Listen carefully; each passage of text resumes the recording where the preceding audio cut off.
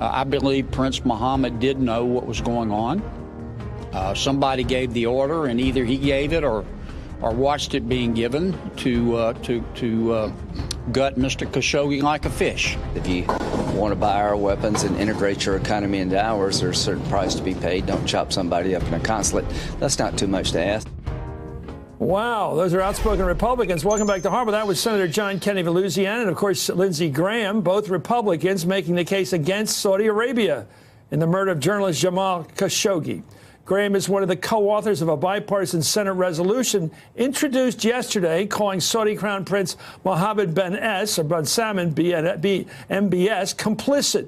Actually, that's being nice. I think he ordered it in Khashoggi's murder. President Trump has repeatedly dismissed charges of MBS's role in Khashoggi's death, but a new report has once again raised questions about Trump's vocal defense of the Saudi government and his own financial entanglements with that regime. According to the Washington Post, Saudi-backed lobbyists paid for 500 rooms at the President's Hotel here in Washington just 3 months after the 2016 election. And the report notes that lobbyists spent more than $270,000 to house 6 groups of visiting U.S. veterans at the Trump Hotel, which Trump still owns. The lobbyists who ran the trips say they chose Trump's hotel strictly because it offered a discount from that rate and had rooms available, not to curry favor with the president. I'm joined now by Washington State Democratic Congressman Denny Heck, who sits on the House Intelligence Committee. What's the smell of this seem like to you? That's a lot of money. It's about $300,000. The smell of that is the kind that wants you to grab your nostrils by your thumb and your index finger and squeeze tightly. Look, this is potentially the violation of who knows how many conflict of interest statutes. It certainly raises the issue again of the emolument clause of the Constitution. Just to remind your viewers, Chris, there are 3 mentions of the emoluments clause in the Constitution. 1 in Article 1, 2 in Article 2, which require the president to report to Congress, submit to Congress any gift or receipt of gift from a foreign government, which he's absolutely refused to do. And of course, that's no surprise. He refuses to release his tax returns. He's the least transparent, the most opaque president in history. And by the way, presidents, even when they get a gift, like they get a horse or a pony, or they get a vase or anything, or a ring from a foreign government, they immediately have to look at it, appreciate it, and give it to National Archives. They can't take anything. So let us remind viewers that this is not only in the Constitution, but it is also what all modern presidents have done. Yeah. President Kennedy refused in part to accept honorary citizenship in his ancestral homeland of Ireland because of this.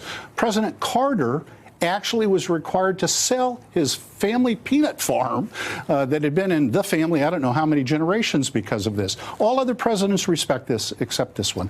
Do you get a sense the Saudis are buying our president? Buying as in buying, like putting road hotel? Buying or bought? Your tense is up to you. Well, listen. Do you think they're buying hotel rooms at his hotel to curry favor with our president? If they weren't, why isn't he revealing it? Why isn't he submitting it to Congress? Why isn't he being more transparent? What has he got to hide? Well, I'd like to know the whole thing about the guy, because I can't figure this president in this regard. Originally, I gave him the benefit of the doubt. I thought what he was trying to do was develop some big, grand scheme, a grand deal with the Saudis. Who knows what? Something to do with the terrorists, something to do with Iran, something to do with Israel that was going to be good for everybody. And lately, I get the feeling it's a lot more petty reason. Yeah, it's long past time for us to reevaluate a relationship with Saudi Arabia. That's for sure. Listen, if they want to be a member of the community of civilized nations, they have to begin acting like it. And ordering the murder of a journalist certainly doesn't. How sound is that? You're on the committee. How sound is the CIA case that the MBS, the prince, ordered this killing? Obviously, Chris, I can't reveal what it is that we've been briefed on that is of a classified nature, but I sit here before you tonight and tell you that I agree with Senator Corker, who said if this was in front of a court of law, this guy would be convicted within 30 minutes. Mike Pompeo is backing up the president. Why? Who knows? Who knows? Why? Mattis, the Secretary of Defense, is backing. They're all together on this.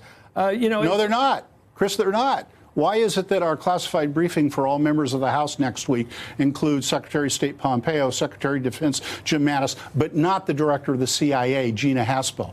Why is that? Because she knows the truth. All right. There you go. Well, thank you very much. U.S. Congressman Denny Heck of Washington State up next. Hey there, I'm Chris Hayes from MSNBC. Thanks for watching MSNBC on YouTube. If you want to keep up to date with the videos we're putting out, you can click subscribe just below me or click over on this list to see lots of other great videos.